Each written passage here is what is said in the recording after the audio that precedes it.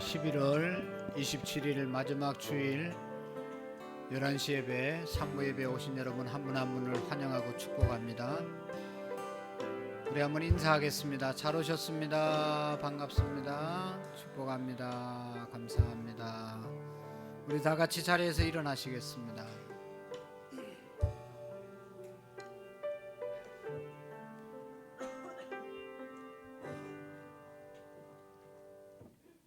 우리 다 같이 경건한 마음으로 살아계신 하나님 앞에 3부 예배 올려 드리겠습니다.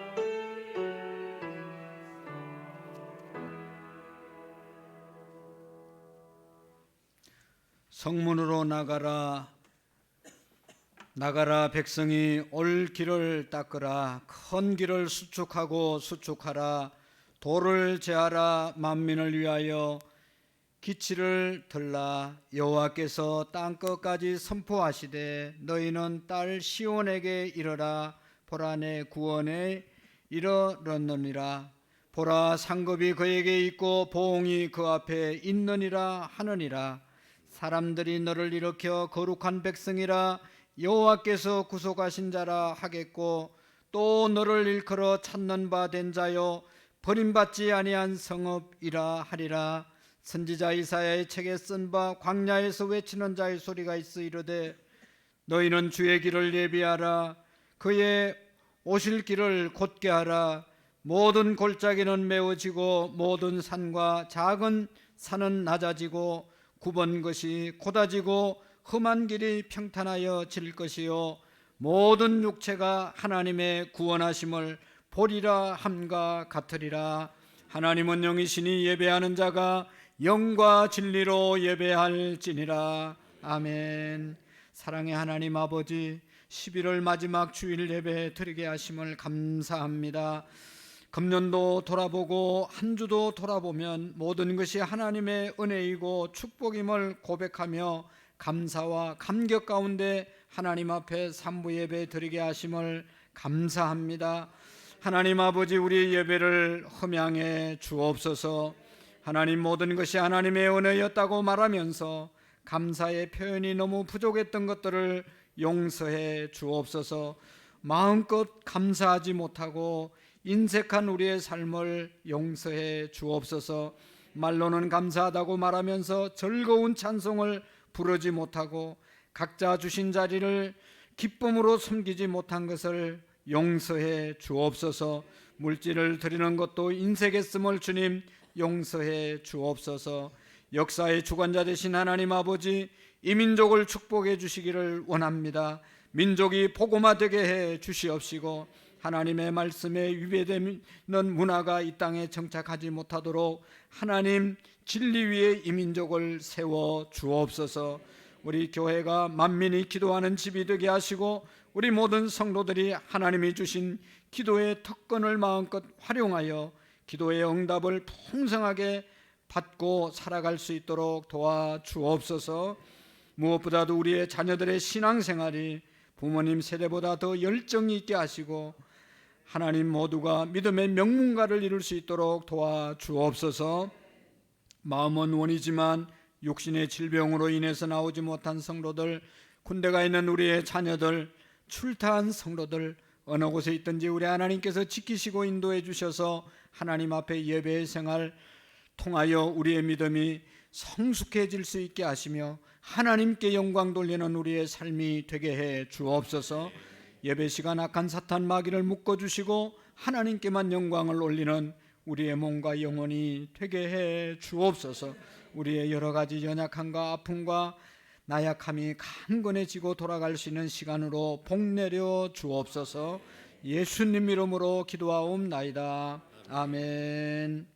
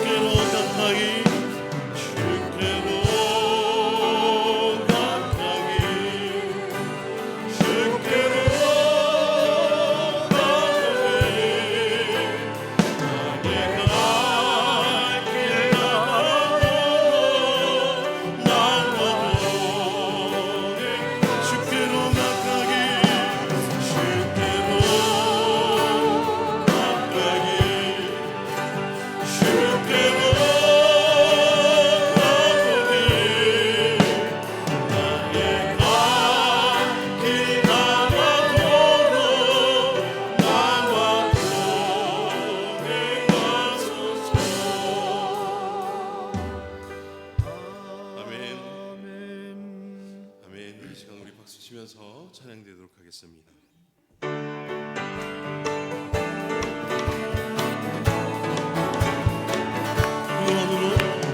구원으로 인도하는 그분 참 좋으며 생명으로 인도하는 그 길은 참 험하며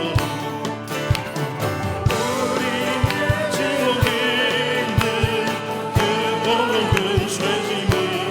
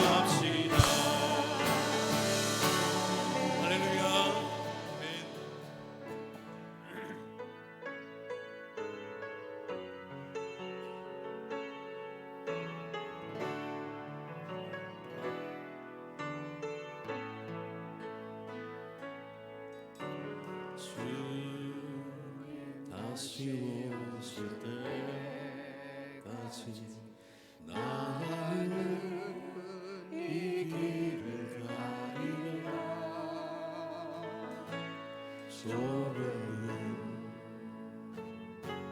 좁은 길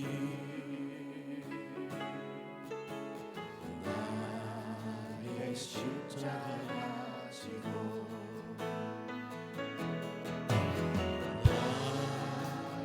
가는 이 길 끝에서 나는 주님을 보리라. 영광의 내 주님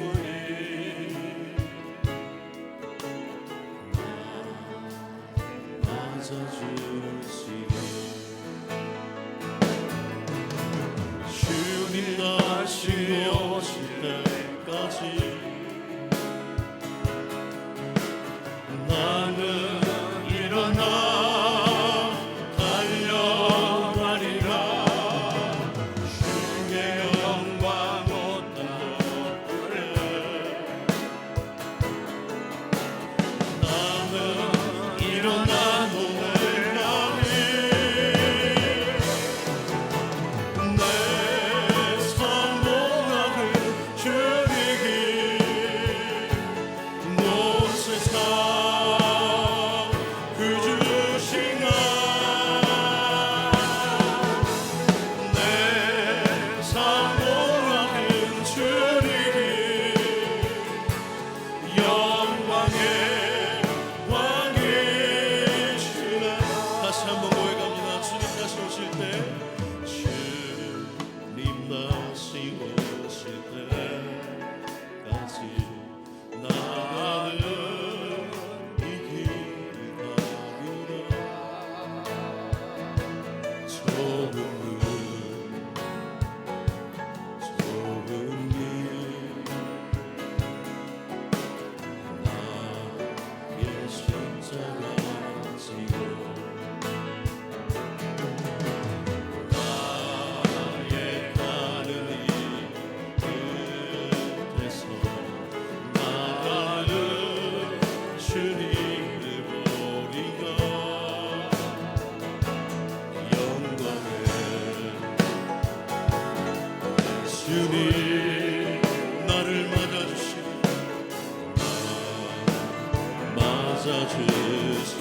주님 다시 오실 때, 주님 다시 오실 때까지 나는 일어나 달려가리라. 주의 영광 온다 그래. 나는 일어나 노래하리. 내 사모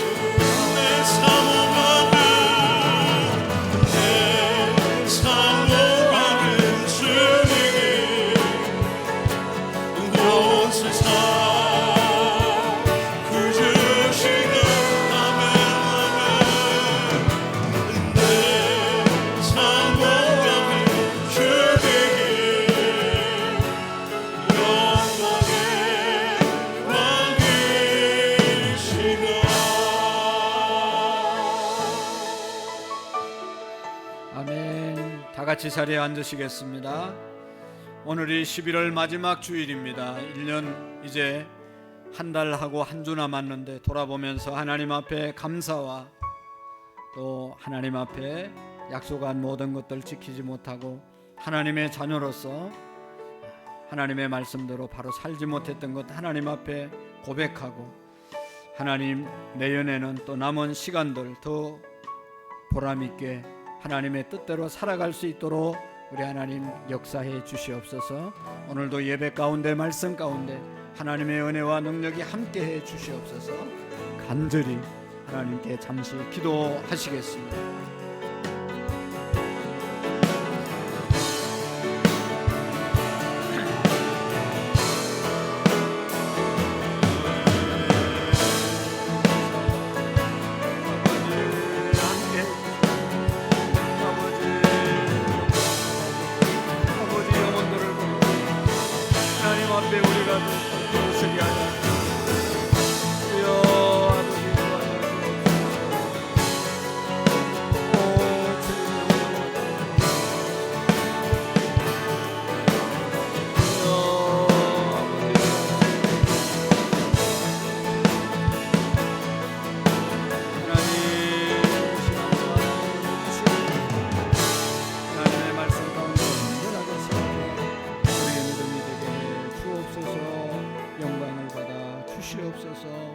예수님의 이름으로 기도합니다.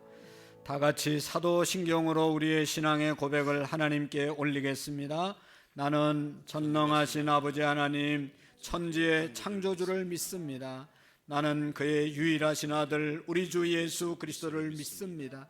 그는 성령으로 잉태되어 동정녀 마리아에게 나시고 본디오 빌라도에게 고난을 받아 십자가에 못 박혀 죽으시고 장사된 지 사흘 만에 죽은 자 가운데서 다시 살아나셨으며 하늘에 오르시어 전능하신 아버지 하나님 우편에 앉아 계시다가 거기로부터 살아있는 자와 죽은 자를 심판하십니다. 나는 성령을 믿으며 거룩한 공교회와 성도의 교제와 죄를 용서받는 것과 몸의 부활과 영생을 믿습니다. 아멘. 할렐루야. 사랑의 하나님 감사합니다. 오늘 모여 찬송하며 주의 크신 은혜를 찬양하며 예배하게 하시니 너무 감사합니다. 허물투성이인 연약한 저희들을 불러 구원하여 주시고 하나님의 나라 백성으로 살아가게 하시니 더욱 감사합니다. 생각하고 또 생각해봐도 감사할 것밖에 없는 우리의 삶인데 하늘을 우러러 여호와의 행하신 일들을 찬양하며 높여드리지 못한 어리석음을 용서하여 주시옵소서. 하나님, 아직도 전쟁 중에 있는 우크라이나 땅 위에 아버지의 자비하신 은총을 베푸사 속히 전쟁이 그치게 하옵소서. 생명의 위협이 있는 전쟁 중에서도 복음의 사명을 가지고 선교하는 선교사님들을 위로하여 주시고 힘과 능력을 더하여 주시기를 원합니다. 이 나라 민족 가운데 주의 복음으로 충만하게 하옵시고 세우신 교회와 먼저 부름받은 하나님의 백성들이 끊임없이 복음 전파에 힘쓰며 하나님의 사랑을 실천하며 그리스도의 빛으로 살아가게 하여 주셔 주님의 오실 길을 예비할 수 있는 저희들이 되게 하여 주시옵소서. 하나님, 우리 교회를 축복하사 이 지역의 구원의 방주로 세우신 아버지, 영혼 구원을 위해 끊임없이 수고하며 눈물로 씨앗을 뿌리오니 하나님 영광 받으시고 이 지역과 안산 일대가 복음으로 충만하게 하여 주옵소서. 하나님, 12월 4일에는 하나님께서 충성되이 여기시어 기름 부어 세우실 임직자 예식이 있습니다. 참으로 충성되고 신실한 일꾼들을 세워주시니 하나님 너무 감사합니다. 예수 그리스도의 가르침에 따라 순종하며 주의 종을 도와 하나님의 나라 확장을 위하여 전진하며 연약한 성도들을 일으키며 사랑으로 섬김의 본을 보이는 귀한 일꾼들이 되게 하여 주시옵소서. 하나님, 우리 교회에 병약 환자들이 있습니다. 지금도 질병과 싸우고 있는 사랑하는 성도들의 아픔을 주님께서 치료하여 주시고 위로하여 주시고 하나님 용기를 주셔서 속히 그 병을 떨치고 일어설 수 있는 은혜를 주시옵소서. 하나님, 우리 교육부서를 축복하여 주옵소서. 우리의 다음 세대가 믿음으로 충만하게 세워지고 하나님을 만나고 하나님과 동행하여 믿음의 역사를 이어갈 수 있기를 간절히 원합니다. 가르치는 교사들에게 하늘의 지혜를 주시고 저들의 수고에 위로와 축복을 더하여 주시옵소서. 하나님, 이 시간도 말씀을 전하시는 목사님께 성령으로 충만하게 하옵시고 하나님의 감동으로 주시는 말씀을 담대하게 선포하게 하사 듣는 우리로 하여금 찔림과 회개가 있게 하시고 돌이켜 축복의 사람으로 살아가도록 주님 역사하여 주시옵소서.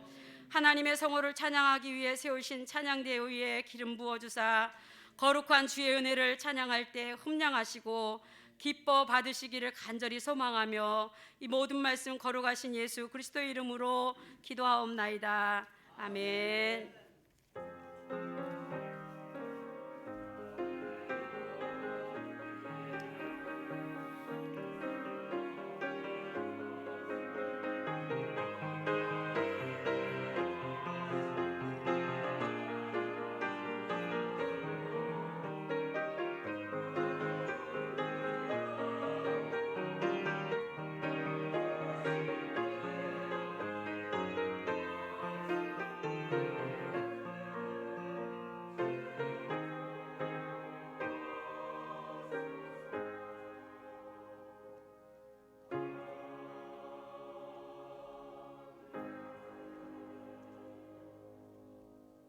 대단히 감사합니다. 오늘 11월 마지막 주일 3부 예배에 주시는 말씀 마태복음 7장 13절 말씀부터 14절 말씀까지를 우리 다 같이 두 번 힘차게 하나님의 말씀을 읽겠습니다. 마태복음 7장 13절 14절 말씀 시작. 좁은 문으로 들어가라. 멸망으로 인도하는 문은 크고 그 길이 넓어 거리로 들어가는 자가 많고 생명으로 인도하는 문은 좁고 길이 협착하여 찾는 이가 적음이라. 좁은 문으로 들어가라. 멸망으로 인도하는 문은 크고 그 길이 넓어 거리로 들어가는 자가 많고 생명으로 인도하는 문은 좁고 길이 협착하여 찾는 이가 적음이니라. 아멘. 할렐루야. 우리 찬양대 나오셔서 하나님께 찬양 올려드리겠습니다. 모두에게 은혜가 되시기를 바랍니다.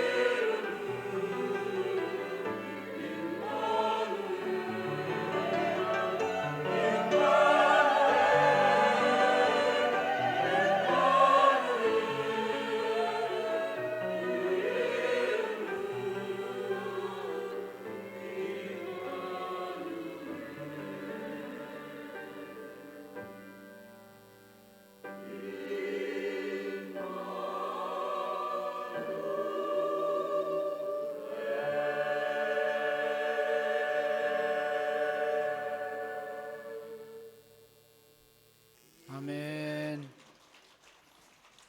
대단히 감사합니다. 하나님께 영광이 된 줄로 믿습니다. 기도하시겠습니다. 임마누엘 되신 하나님 아버지 감사합니다. 우리를 구원하시기 위해서 이 땅에 오신 예수님, 이 땅에 오셔서 영원히 우리와 함께 해주시겠다고 약속하신 예수님, 오늘도 우리와 함께 하심을 믿고 예배합니다. 찬양합니다. 하나님 찬양한 찬양대를 복주시고 또 우리 모든 성도들이 늘 임마누엘로 함께 하시는 주님을 믿고 세상의 모든 것들 주님께 맡기고 승리하는 삶, 평강의 삶을 살아갈 수 있도록 복을 내리워 주옵소서. 이 시간 하나님 말씀 잘 전할 수 있도록 부족한 종을 붙잡아 주시고 또 우리 귀한 성도님들 말씀 잘 들을 수 있도록 용의 길을 열어주시고 마음이 옥토가 되게 하시고 겸손한 마음들이 되게 해 주옵소서. 힘이 되고 능력이 되고 말씀으로 승리하는 우리 축복의 주인공들 다 되게 해 주옵소서. 예수님 이름으로 기도하옵나이다. 아멘. 생각해 보면 우리는 정말로 좋은 세상에 우리가 지금 살아가고 있습니다. 너무나 풍성한 세상에 살아가고 있습니다. 너무나 편리한 생활을 하고 있습니다. 여러분 오늘 교회 오시면서 먼 곳에서 걸어오신 분이 있습니까? 옛날에는요 걸어오지 않으면 교회 차로 봉고차로 다 실어 날랐습니다. 우리 교회가 시작될 때 자가용이 있었던 분은 두 분밖에 없었습니다. 우리 장로님 한 분이 한 자동차를 구입하시고 나머지는 다 교회 차로 다 이동을 했습니다. 지금은 다 좋은 고급 자동차를 타시고 교회로 오시는 모습을 볼 수가 있습니다. 얼마나 풍성해지고 얼마나 편리해지고 얼마나 좋아졌는지 모릅니다. 제가 지난 주간에 일이 있어서 원곡동 다문화인들이 사는 그 거리에서 인도네시아 목사님, 인도네시아에서 이제 인도네시아 성도들을 모아놓고 목회하시는 그런 목사님 만나서 대화하면서 인도네시아 식당에서 식사를 했습니다. 그리고 그 주변 상가를 그 외국인 거리를 구경해 보았습니다. 느낀 것은 거기에 가게에 새 옷들이 많이 널려 있는데 우리 성도님들은 거기에 있는 옷을 입고 다니는 분이 한 분도 안 계세요. 제가 아무리 살펴봐도 그곳에서 산 옷을 입고 다니는 사람이 한 사람도 없어요. 우리 성도님들이 입는 옷은요 정말로 좋은 옷들을 입고 생활하고 있어요. 여러분 얼마나 편리한 자동화된 세상에 우리가 지금 살아가고 있습니까? 제가 한번 생각해 보니까 커피를 탈 때도 옛날에는 커피 3스푼, 수프 3스푼, 또 설탕 3숟갈, 물 쪼르륵 부어가지고 한참 젖어서 이렇게 먹었는데 요즘은 그렇게 먹으려면 답답해서 못 먹어. 그냥 돈 넣고 딱 누르면 나오잖아. 그거 한 5초도 안 걸리는데 그것도 급해가지고 막 밑에를 쳐다보고 이게 막 조금 늦게 나오면 이게 고장났나 막 이렇게.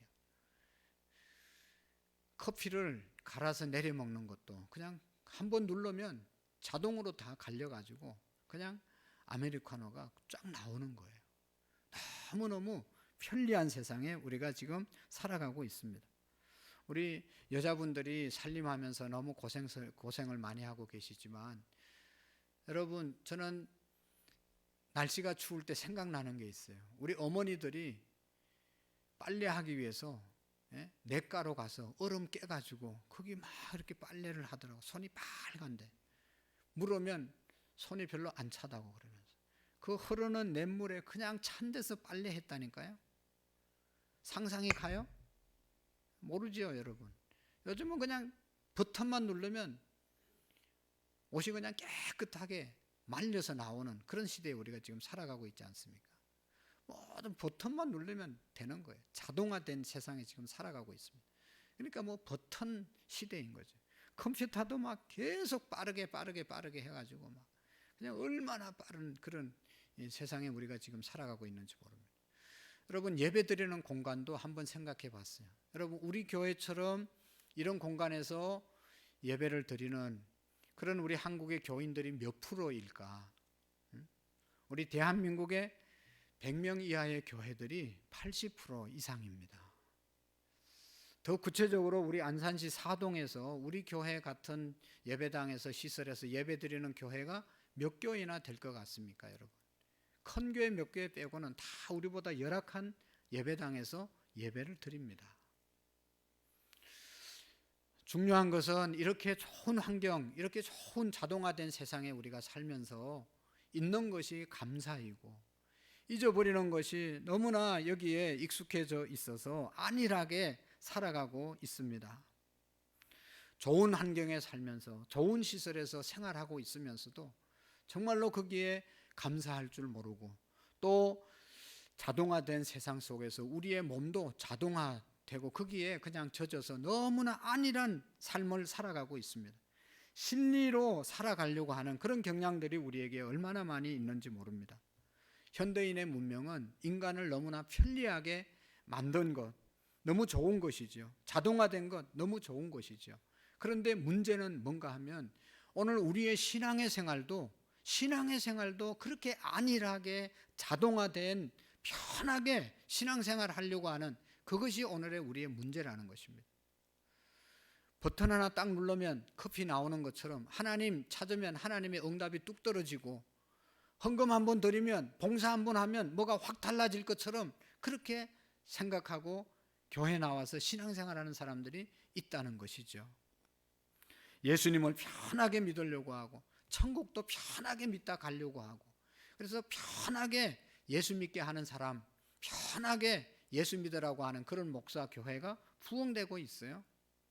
교인들을 힘들게 하고 바르게 가르치는 것보다는 편리하게 안일하게 그렇게 신앙생활을 하는 것, 그리고 고난보다는 축복을 선포하는 기복적인 그런 신앙을 말씀을 전하는 그런 교회에 사람들이 몰려드는 것이 현대인의 우리 신앙의 참 아픔인 것입니다.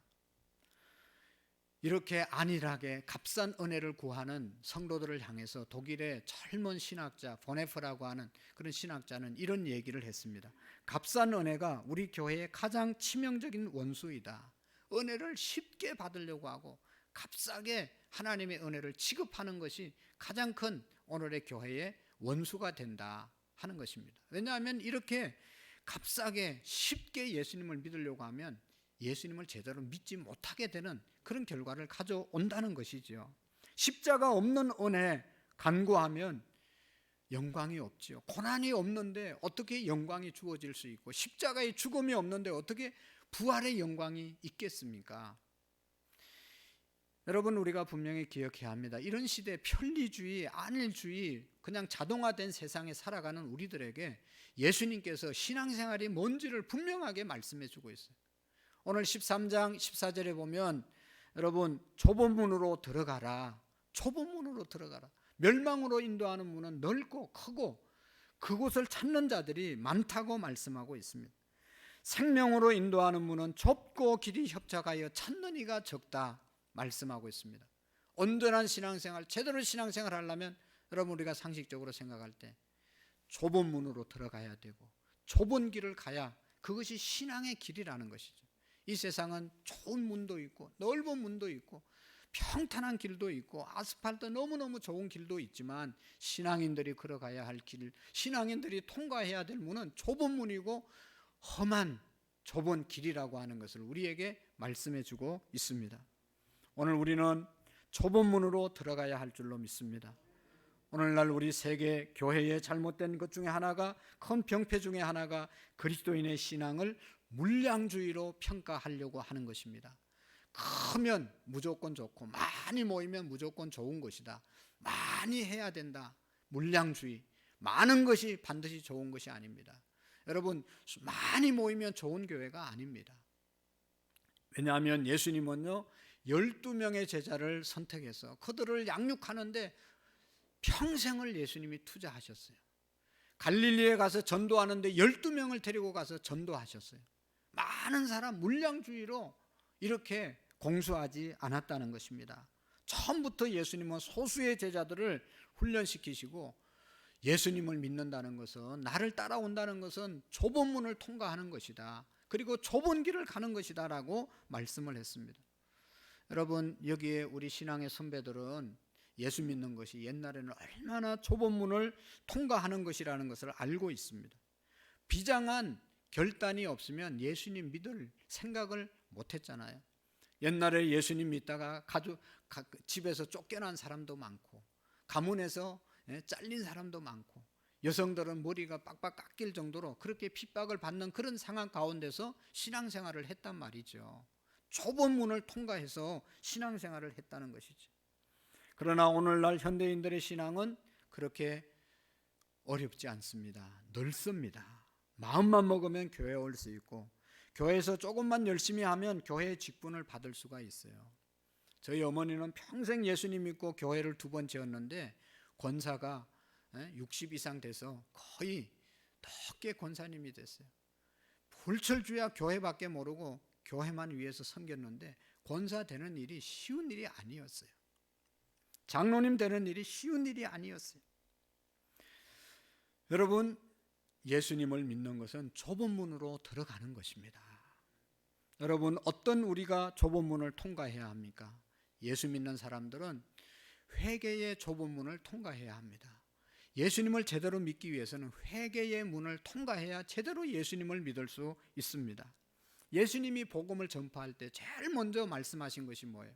마가복음 1장 15절에 보면 때가 찼고 하나님의 나라가 가까웠으니 그러므로 회개하고 복음을 믿어라. 회개하고 복음을 믿어라.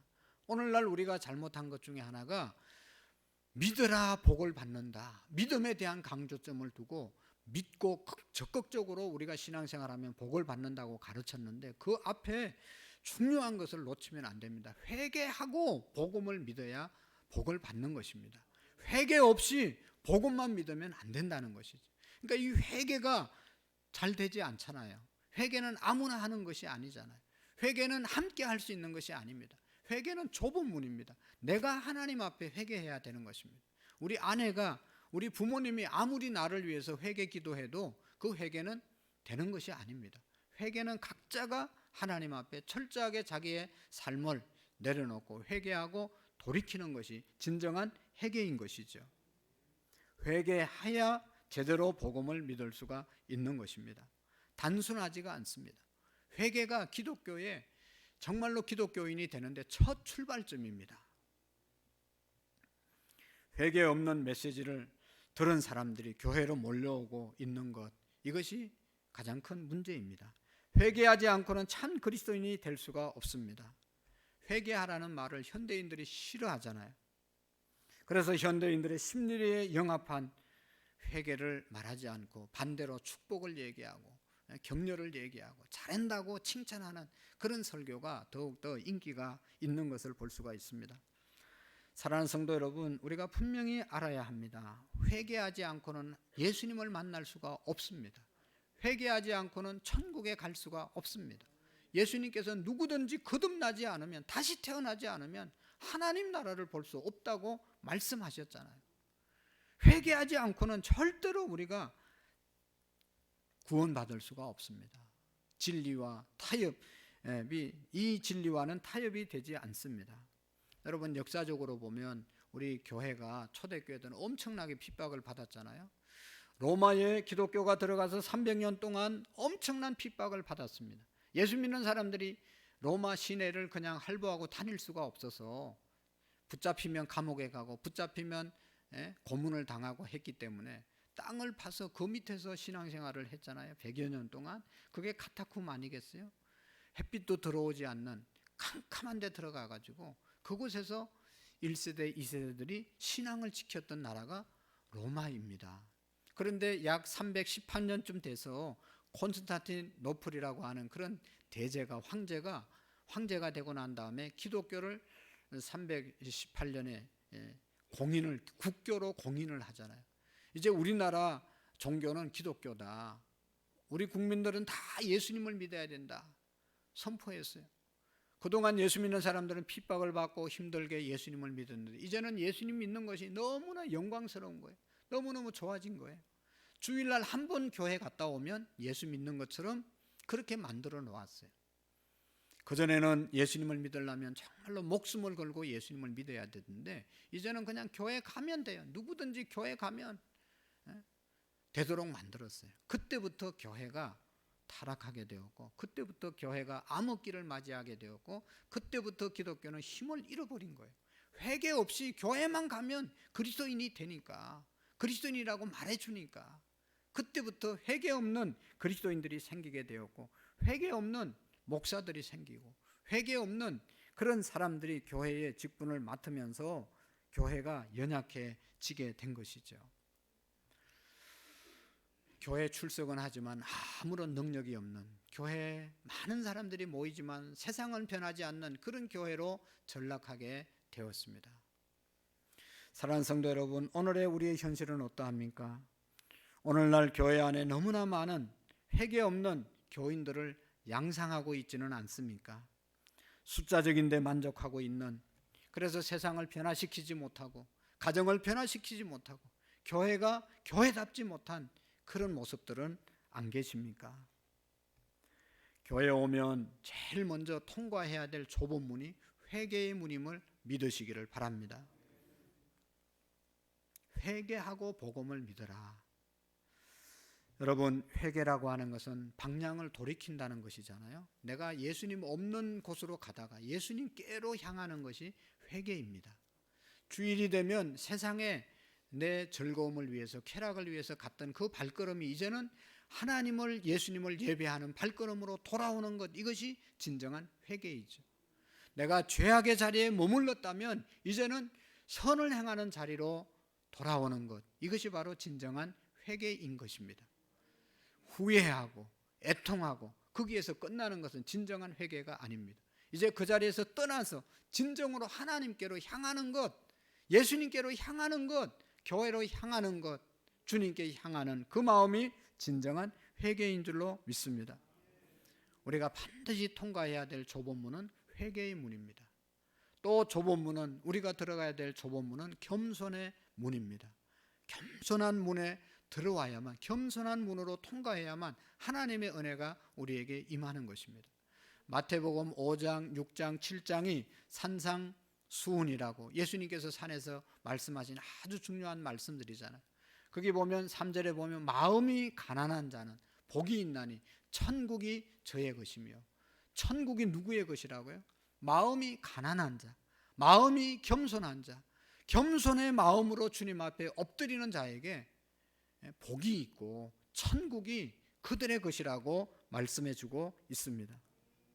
교만한 자는요, 마음이 천국에 임할 수가 없는 거예요. 교만하면 넘어짐의 앞잡이고 멸망의 선봉이고 은혜를 입을 수 없다고 성경은 말하고 있어요. 여러분, 겸손하게 우리의 자신의 부족을 깨닫고 우리의 죄악을 깨닫고 나의 연약함을 깨닫고 언제나 주님 없으면 살 수 없다고 하는 겸손한 마음이 우리를 은혜롭게 인도하는 줄로 믿습니다. 겸손의 문을 통과해야만 은혜가 있는 것입니다. 여러분, 이스라엘에 갔을 때 베들레헴에 가면 예수님 탄생 기념교회가 있어요. 예수님이 이곳에서 탄생했다. 그래서 그곳에 큰 예배당을 돌로 잘 지어놨어요. 안에 들어가면 모자이크로 예배당을 얼마나 아름답게 해놨는지 모릅니다. 그리고 예수님이 태어난 곳이라고 말하면서요, 앞에 강대상 앞에 별로 모자이크로 별을 이렇게 딱 만들어놨어요. 진짜 예수님이 거기서 태어났는지는 아무도 모르죠.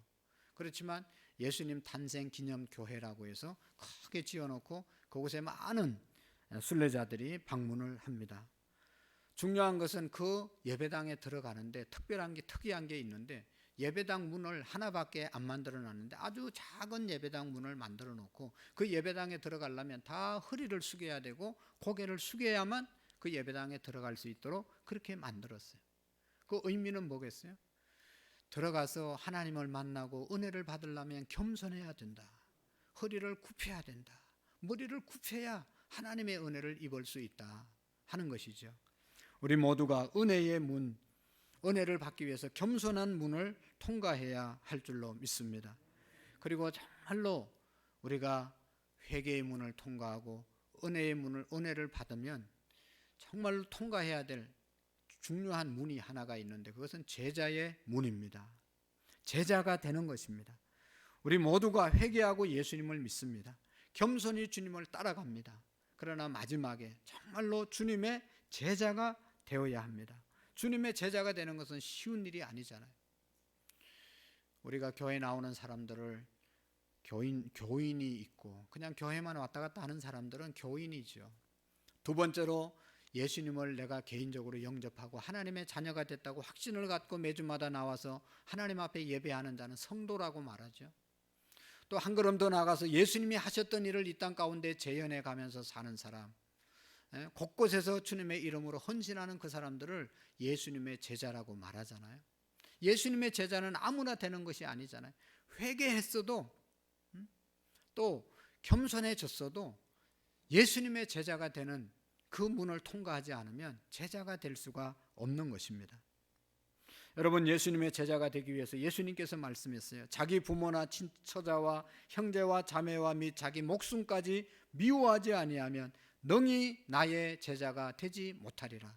아무나 제자가 되는 것이 아니라는 것이죠. 여기에서 형제와 자매나 친척이나 미워한다는 말은 내치라는 말이 아닌 걸 아시죠? 그 말의 뜻은 먼저 예수님, 먼저 하나님 사랑하고 살으라.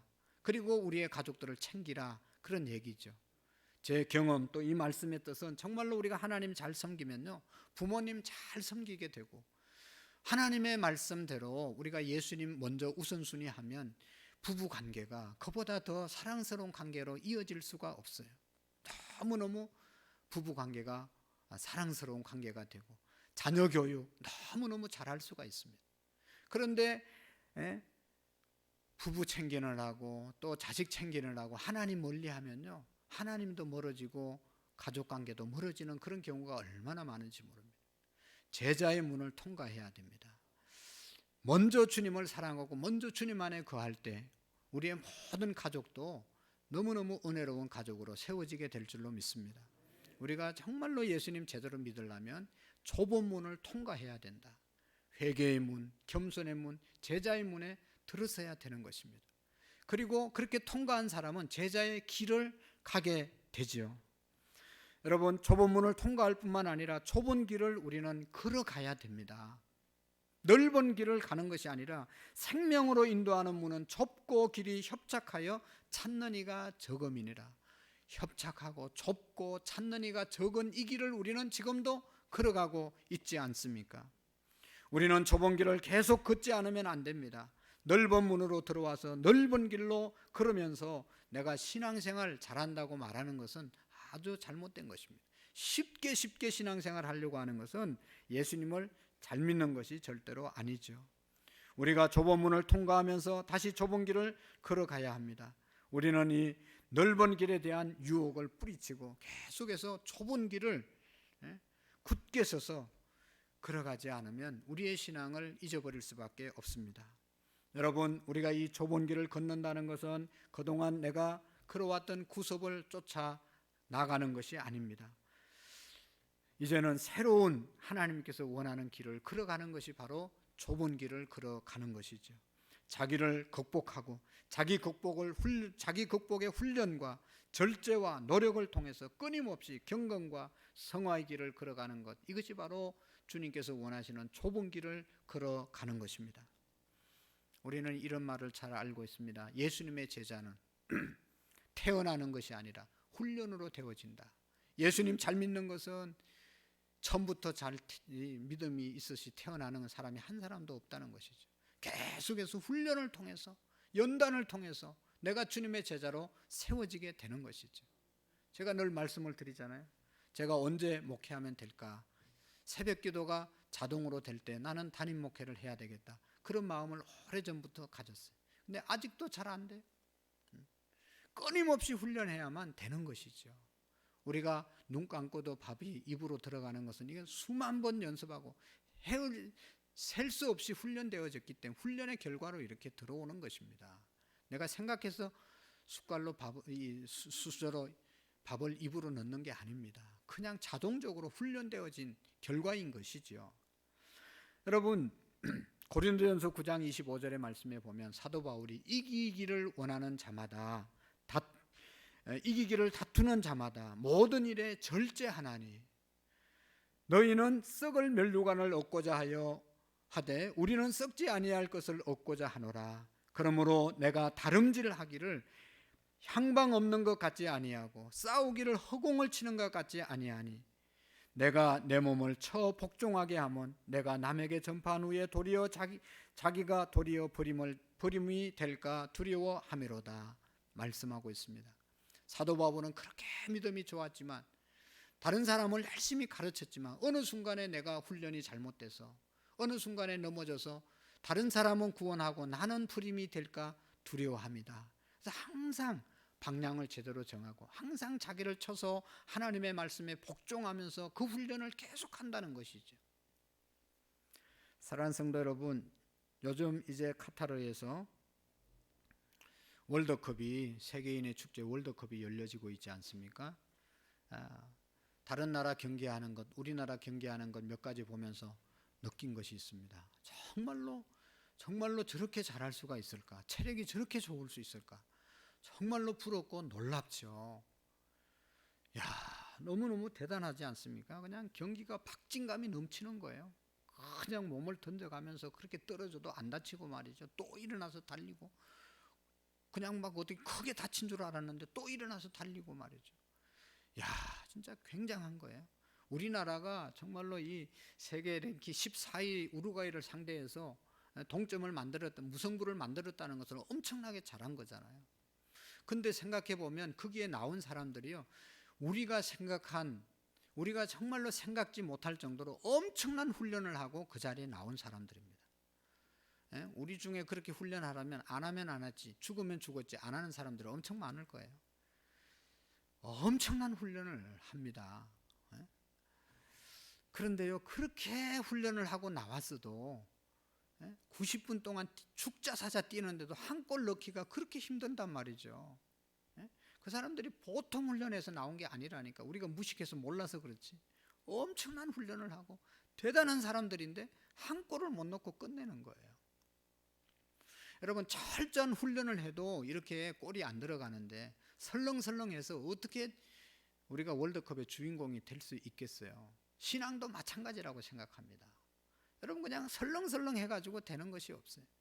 어떤 사람들을 가만히 보면요, 사람들을 막 이렇게 독려해가지고 설렁설렁 해가지고 자기가 믿음 좋은 것처럼 막 보여주려고 하는데 자기는 믿음 좋다고 막 어필을 하는데 성도들은 하나도 안 속아요. 그 사람의 마음을 속속히 다 알고 있어요. 저 사람의 신앙의 수준이 어떤가, 저 사람이 지금 위선적이다, 이런 거 다 알고 있어요. 여러분, 물론 나같이 멍청한 사람은 속아 넘어갈 수도 있지만 하나님은 절대로 안 속습니다. 신앙에는 지름길이 없어요. 좁은 길을 가지 않으면 절대로 생명의 길에, 영생의 길에 도달할 수 없는 것이 신앙의 길임을 우리가 기억해야 합니다. 한 번 기도하고 한 번 예배드리고 뭐 1년 봉사하고 뭐 어떻게 되겠다고 하는 것은 큰 넌센스입니다. 그런 일은 일어날 수가 없어요. 신앙에는 지름길이 없습니다. 왕도가 없습니다. 하나님 앞에 우리가 면류관을 얻기 위해서 방향을 제대로 정하고 모든 일에 절제하고 경건의 훈련을 쌓지 않으면 우리가 받아야 될 면류관의 주인공이 절대로 되어질 수 없습니다. 예수님이 말씀하셨어요. 누구든지 나를 따라오려거든 자기를 부인하고 자기 십자가를 지고 나를 쫓을 것이라고 말씀하셨습니다. 사랑하는 성도 여러분, 신앙에는 속성과가 없어요. 그냥 설렁설렁 얼렁뚱땅 사람들을 뭐 이렇게 해가지고 되는 것이 없습니다.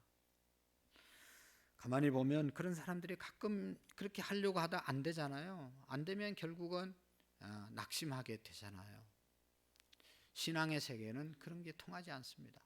여러분, 공부도 실력도 수학 문제 풀던 사람이 얘기해, 어디 이게 왕이 이게 공부하려니까 너무 어렵거든요. 그러니까 이거 좀 쉬운 게 없냐, 그렇게 선생에게 물었을 때, 임금님, 공부에는 수학에는 왕도가 없습니다. 쉬운 길이 없습니다. 처음부터 더하기 빼기부터 해서 그 다음에 더 고차원적인 수학이 들어가는 것이 처음부터 잘 풀 수 있는 것이 없습니다. 그렇게 말했잖아요.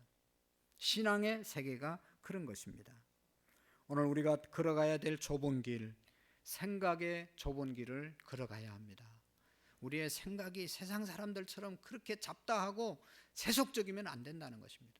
무릇 지킬 만한 것보다 너희 마음을 지키라. 생명의 근원이 이에서 남이니라. 잠언 4장 23절에 말씀하고 있어요. 우리가 지켜야 될 마음, 우리가 지켜야 될 정신, 생각, 그것은 예수님의 마음입니다. 너희 안에 이 마음을 품어라. 곧 그리스도 예수의 마음이니, 예수님의 마음을 우리가 꼭 붙잡아야만 우리는 좁은 길을 계속 걸어가는 사람들이 되어지는 것입니다. 또 한 가지, 여러분, 우리의 말에 좁은 길을 걸어갈 수 있기를 바랍니다.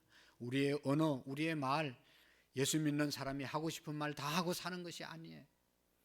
여러분, 말에 상처받고 쓰러지는 사람들이 얼마나 많습니까? 그런 말이 있잖아요. 총칼에 죽는 사람보다 우리의 혀로 인해서, 우리의 말로 인해서 죽는 사람이 훨씬 더 많다는 사실을 우리가 알고 있습니다.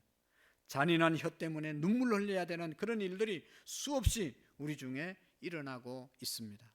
그래서 대의라고 하는 사람은 세 개의 황금문을 거쳐서 말하라.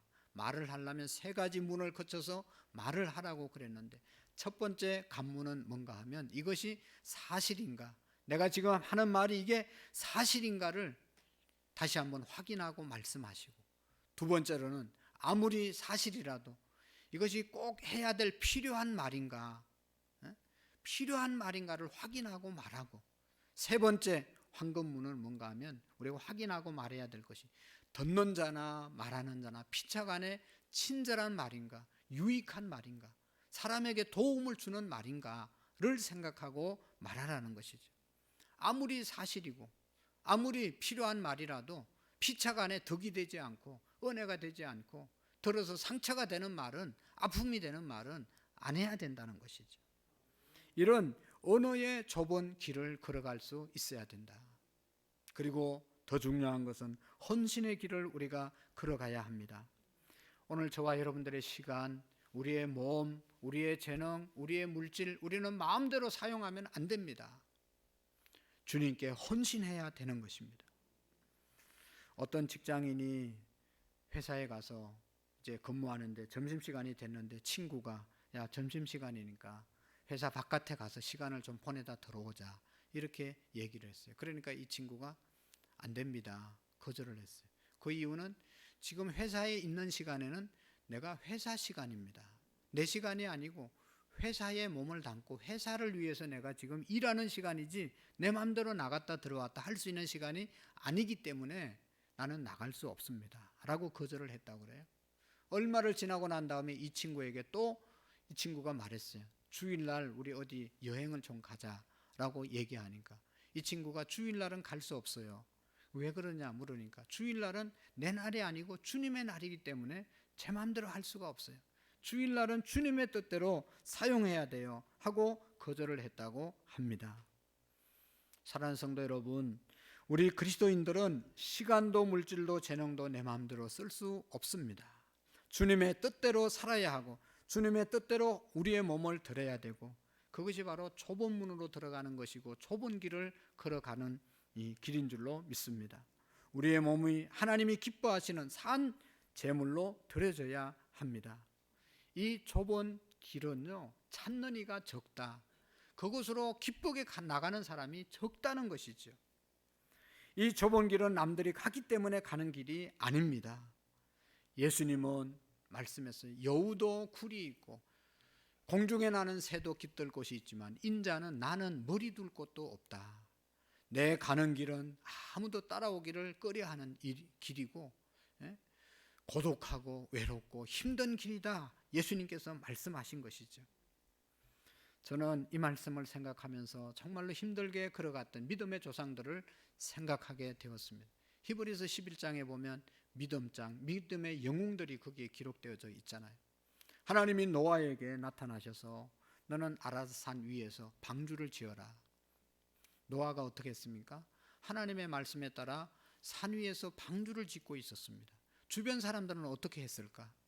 온갖 비난과 조소와 반대와 박해가 있었지 않겠어요? 왜 산 위에서 방주를 짓냐? 날씨가 이렇게 좋은데 방주가 뭐가 필요하냐? 라고 하면서 얼마나 말을 많이 했겠어요. 얼마나 외로웠겠어요. 가족도 협조하지 않는데 너무너무 고독한 일을 노아는 함께 혼자 감당했던 것이죠. 아브라함, 하나님께서 너의 본토 친척 아비 집을 떠나서 너는 내게 지시할 땅으로 가라 라고 말씀했을 때, 여러분 요즘은 뭐 이사를 여러 목적으로 쉽게 할 수 있지만 옛날에는 이사한다는 것은, 새로운 미지로 간다는 것은 목숨을 거는 그런 행위였어요.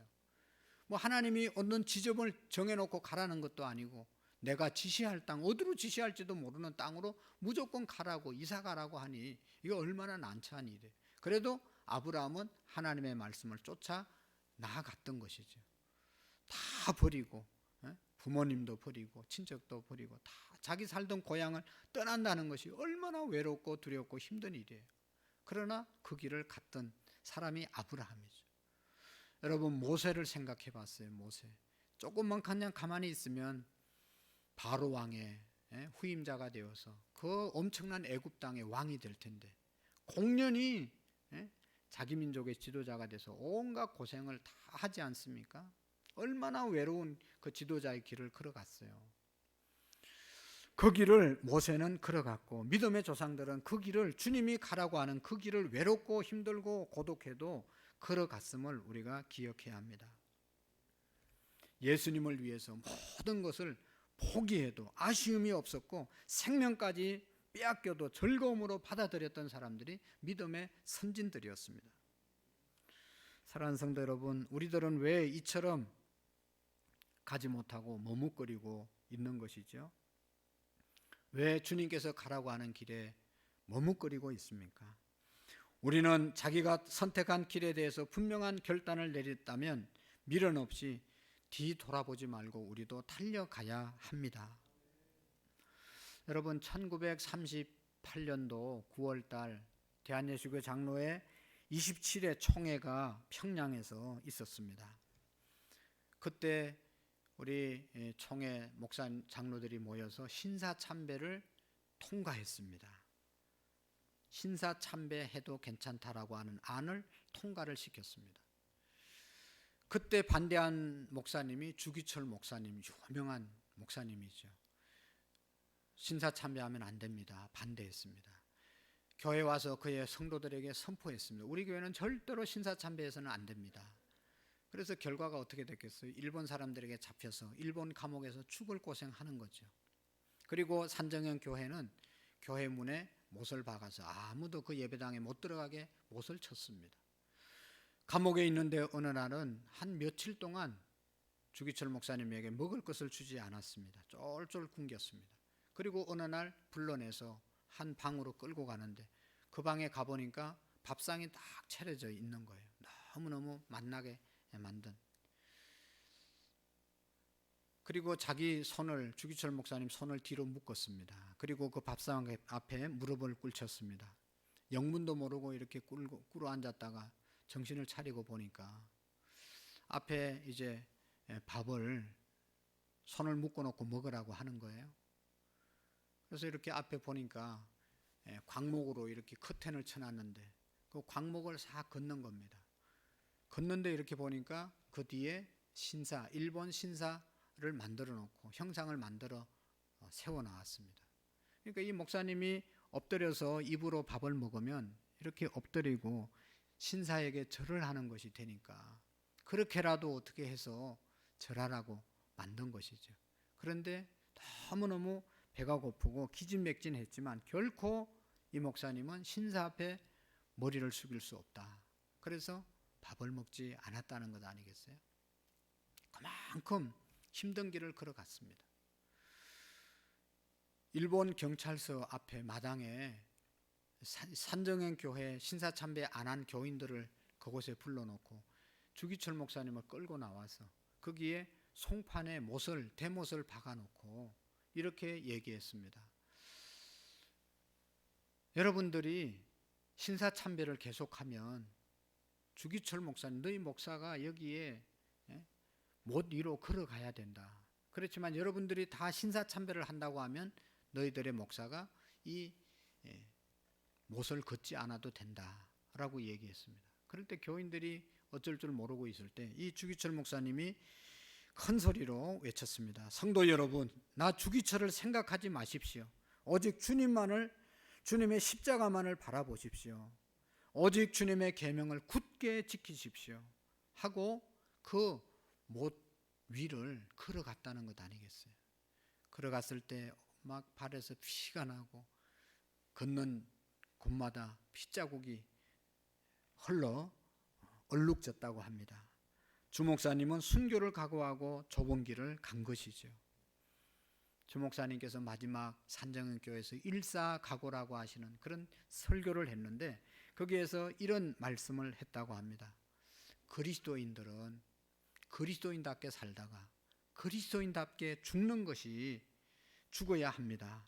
죽음이 두려워 예수님을 버리지 맙시다 하면서 끝까지 좁은 길을 걸어갔던 분이 주기철 목사님입니다. 그래서 그가 불렀던 찬송, 눈물 없이 못 가는 길, 피 없이 못 가는 길, 영문 밖에 좁은 길이 골고다의 길이라네. 영생 복락 얻으려면 이 길만은 걸어야 해. 배고파도 올라가고 죽더라도 올라가세 라고 찬송을 불렀습니다. 사랑하는 성도 여러분, 우리가 좁은 문으로 들어가 좁은 길을 왜 선택해야 합니까? 무엇 때문에 이렇게 해야 되죠? 이것이 바로 생명의 길이기 때문입니다.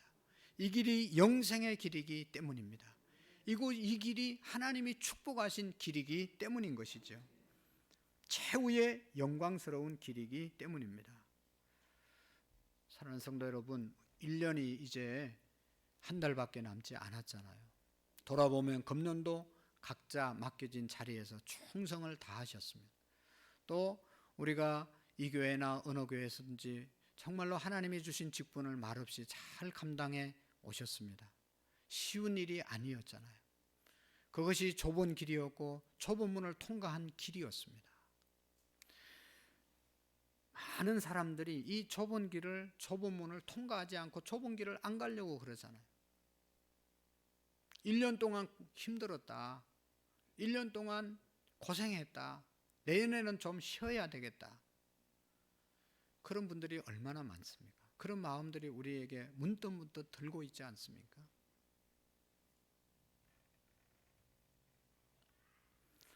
많은 분들이 좁은 문, 좁은 길을 가려고 하지 않습니다. 이유는 한 가지죠. 힘들기 때문에 그런 것이죠. 힘들죠. 새벽에 또 이렇게 한 가지만 예를 들어 찬양대만 하더라도 아침에 일찍 나와서 오후 늦게까지 예배 드리고 찬양 부르고 하는 것이 얼마나 힘들어요. 그 외에도 다 있잖아요. 다 힘듭니다. 그러나 그럼에도 불구하고 우리가 해야 하는 이유가 뭐죠? 이 길을 가야 되는 이유가 뭐죠? 그것은 생명의 길이기 때문에, 영생의 길이기 때문에, 우리에게 이 길을 감으로 우리를 축복의 길로 인도하시기 때문에 이 길을 가는 것입니다. 사랑하는 성도 여러분, 예수님과 함께하면, 예수님 사랑하면 좁은 길도 얼마든지 갈 수가 있어요. 방법이 예수님 사랑이에요. 여러분, 사랑하는 사람과 한번 여행 한번 해보셨죠? 너무 사랑하기 때문에 지금은 아파트에 살지만 옛날에는 어떤 집에서 살았어요? 방 하나 부엌 하나에서 연탄 떼면서도 잘 살았잖아요. 고생스럽지 않았습니까? 사랑했기 때문에 고생도 다 고생으로 여기지 않았어요. 예수님 사랑하면요, 어떤 일도 사랑 앞에서는 다 해결되는 거예요. 주님 뜨겁게 사랑해서 주님께서 원하시는, 또 주님이 가라고 하신 좁은 문, 좁은 길이 힘들지 않게 걸어가는 축복된 저와 여러분들이 될 수 있기를 축원합니다. 하나님 아버지 감사합니다. 좁은 문으로 들어가라, 좁은 길로 가라고 말씀하신 찾는 이가 적은 길을 우리가 걸어갈 수 있도록 도와주옵소서. 세상 사람들이 걸어가는 쾌락과 안일과 실용주의의 삶을 살지 않게 하시고 더욱 십자가의 길, 주님께서 원하는 좁은 길을 걸어가는 생명의 길로 인도함을 받는 우리 모두가 되게 해 주옵소서. 우리 교회는 정말로 회개의 문을 통과한 자들이 세워지게 하시고 겸손한 문을 통과한 자들이 세워지게 하시고 예수님의 제자로 세움을 입는 우리 교회가 되게 해 주옵소서. 결국은 생명, 영생, 축복의 사람들 다 되게 해 주옵소서. 예수님의 이름으로 기도하옵나이다. 아멘. 찬송가 384장으로 우리 하나님 앞에 영광을 올려드리겠습니다.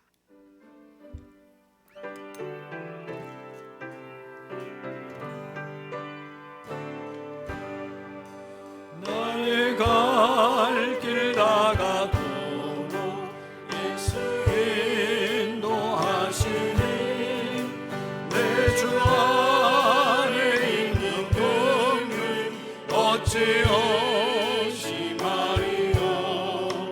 믿음으로 사는 자는 나는 위로받겠네. 무슨 일을 만나든지 만사형통하리라. 무슨 일을 만나든지 만사형통하리라. 나의 갈 길 다가도록 예수 인도하시니 어려운 일 나갈 때도 족한 은혜 주시네. 나는 진리보다 나고 영원 매우 바라나. 나의 옆에 반석에서 쟁글하게 하시네. 나의 옆에 반석에서 샘물나게 하시네. 나의 갈 길 다가도록 예수 인도하시니 그의 사랑 어찌 큰지 말로 알 수 없도다. 사명 감화 받은 영혼 나를 알아갈 때에 영영 그를 향해 찬송 예수 인도하셨네. 영영 그를 향해 찬송 예수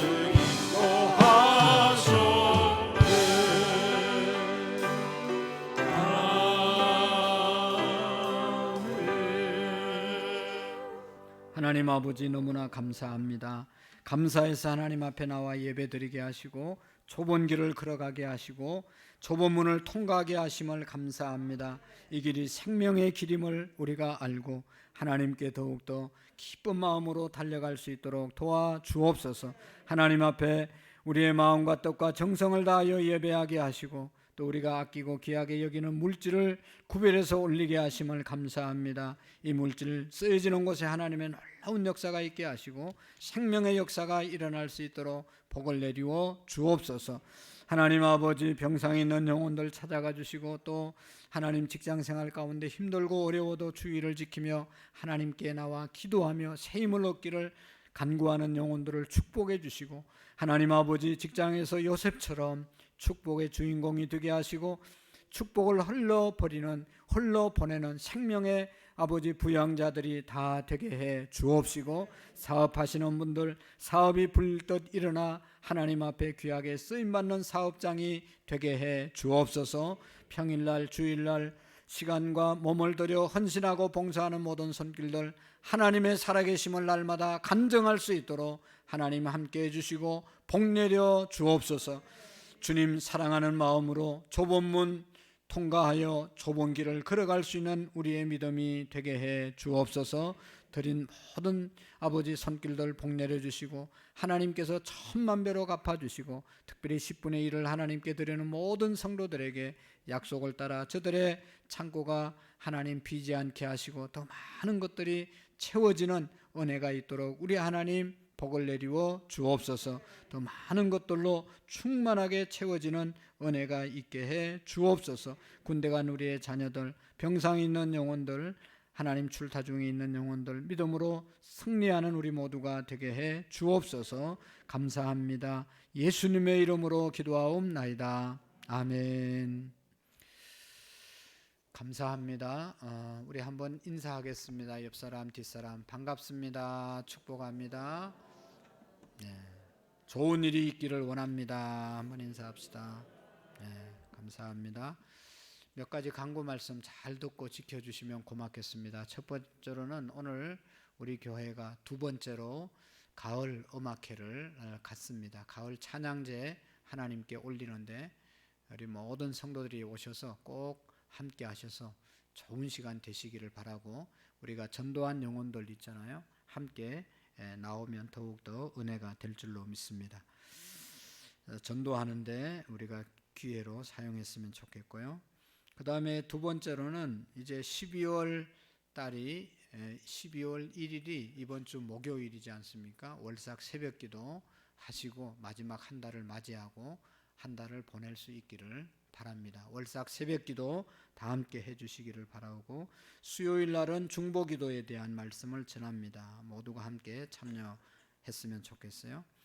그 다음에 우리가 오래전부터 기도하고 준비했던 임직식이 다음 주 오후 3시에 있습니다. 우리 교회에 소속된 모든 분들은 한 분도 빠짐없이 나오셔서 함께 해주시기를 다시 한번 부탁을 드립니다. 제가 우리 교회 행사 있을 때 좀 강조를 안 한 경향들이 있는데, 여러분 우리 다 주인의식을 가지고, 또 여러분들도 다 교회 여기에 임직을 받아야 될 분들인데, 임직식 때 빠진 사람은 그 사람이 임직식 때도 다른 사람 안 올 수도 있으니까 생각하시고 꼭 오셔서 축복해 주시고, 또 외부에서 손님이 오시니까 우리가 주인인데 영접도 하시고 안내도 하시고, 특별히 이제 토요일 날 12월 3일 날 토요일 날 10시까지 우리 오셔서 음식 준비하시고, 그 다음 날도 또 음식 담당 이렇게 맡으신 분들은 자기 자리에서 잘 봉사해 주시면 고맙겠습니다. 그 다음에 이제 결혼 예식 정현자 권사님 차남 성규 형제 이번 주 토요일 날 6시에 있습니다. 교회에서는 5시에 출발합니다.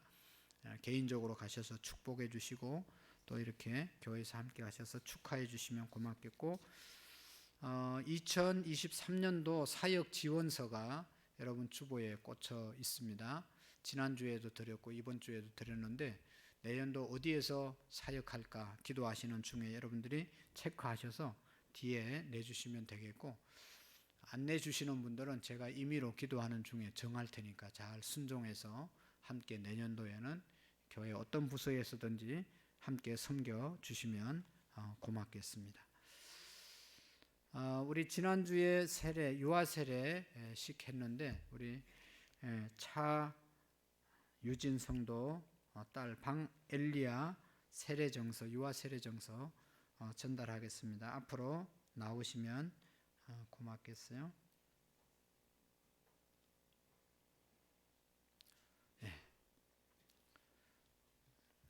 천천히 빨리 오세요.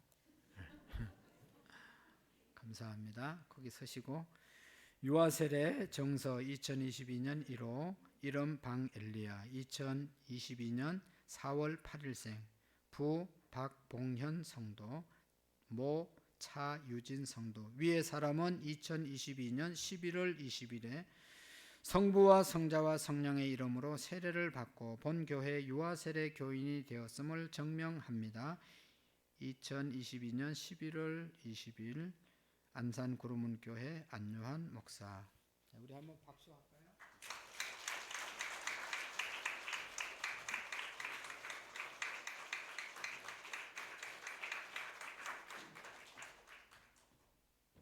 네, 감사합니다.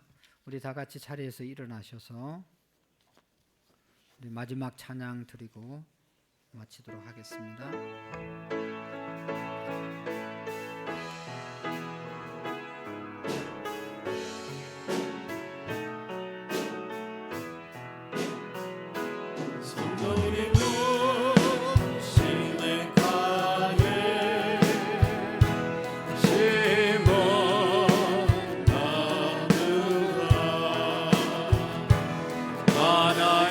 하나님의 사랑하는